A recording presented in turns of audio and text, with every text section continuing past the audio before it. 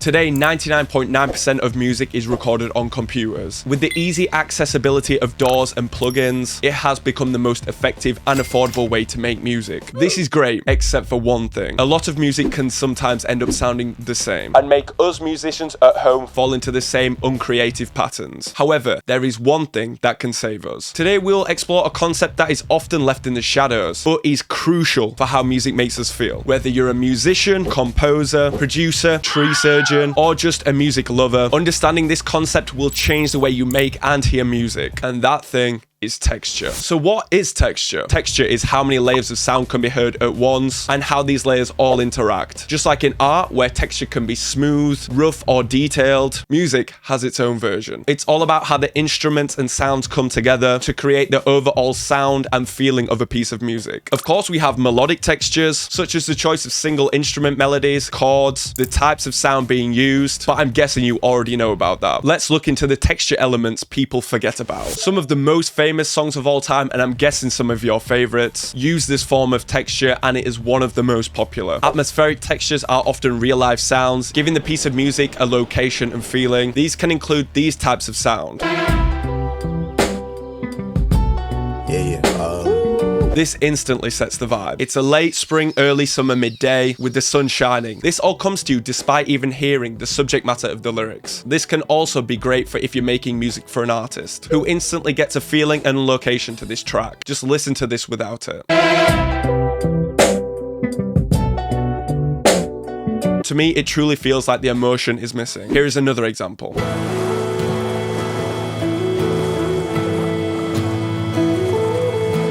You're alone at the coast, maybe late afternoon, early evening, contemplating your past decisions and future. This is all before even hearing a single lyric. Instantly, you can tell this is a party. It's the evening in a friend's house and the night is in full swing. This feeling clearly perfectly translated to Marvin Gaye, whose lyrics perfectly reflect this point. Here are some examples of my music with my own textures in them.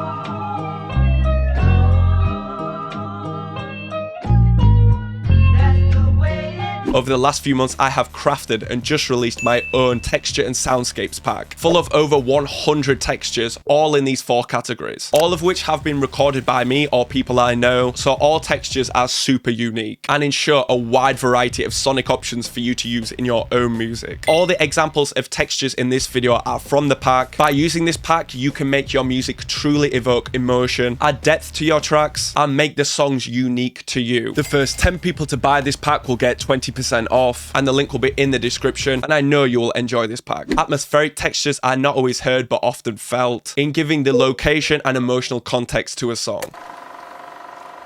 Throughout the past decades of music, hardware such as tape machines and cassette recorders were the popular choice for musicians to record. This was due to the lack of computing at the time. All records pre-2000 have certain elements of tape or cassette in them, whether that's tape distortion or cassette noise. The sound of using a tape machine can often be described as a warm, fuzzy feeling and adds a lot of depth to a sound, often feeding into nostalgia. It's kind of like a warm hug for your ears. Even today, a lot of music is run through tape machines because producers and artists love the warmth of it. This often gives the music a more vintage sound, and in the case of this latest Clairo album, it sounds like a record straight from the 70s.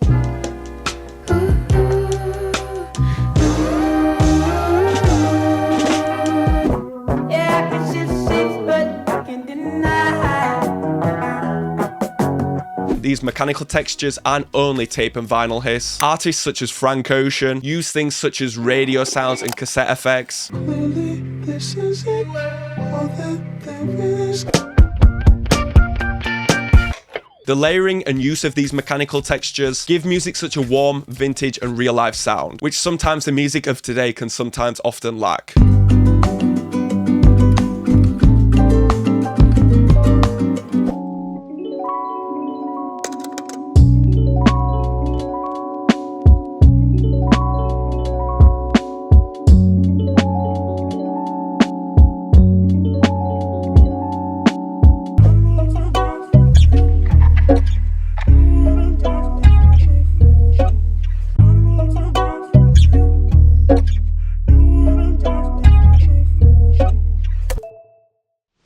I'll keep this section short and sweet. Accents I can kind of put down to sound selection. If you wanted to highlight certain sounds or moments in the song, accents are perfect for this. Bon Iver uses these brilliantly. The one-off hits add so much more unique depth to a song.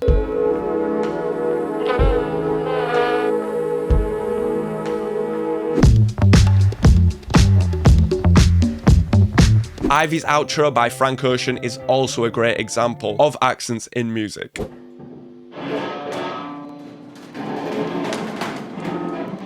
It gives you the feeling of being in the room recording, and obviously chimes at every sample maker's favourite accent. Accent layering is a great way to convey intrigue in a listener.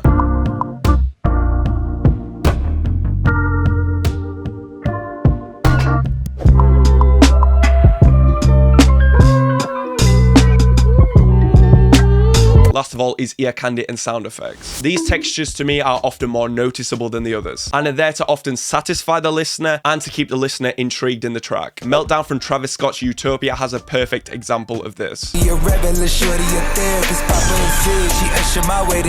The laser sound effect adds no real emotional depth to the track, but just captures the listener's attention again, and also makes this track unique. Tyler, the Creator, is an artist and producer who loves to add ear candy. I love moments, a little that only come in once.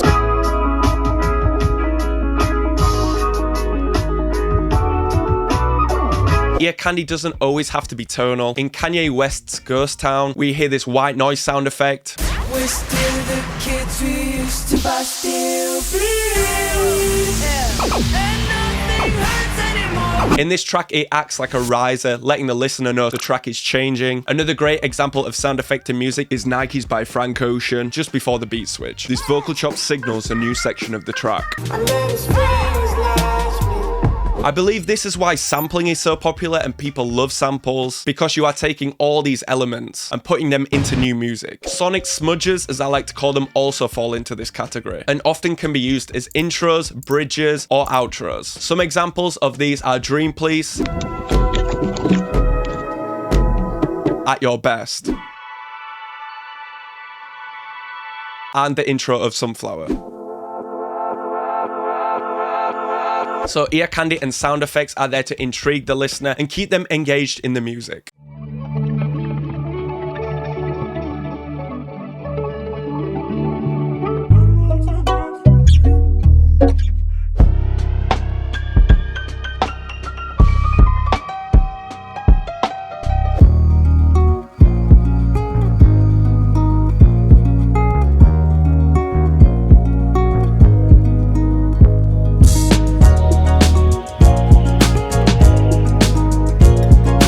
So how can you, at home, start paying attention to texture in music? Next time you hear a song, focus on how many layers you hear and how these layers interact with each other to create the overall feeling of a song. After all, texture might not be the first thing we think about when we hear a piece of music, but it's one of the most powerful ways that musicians can create emotion and excitement. So next time you put your favorite track on, take a moment to appreciate these layers of sound and how they all come together. Thank you for watching.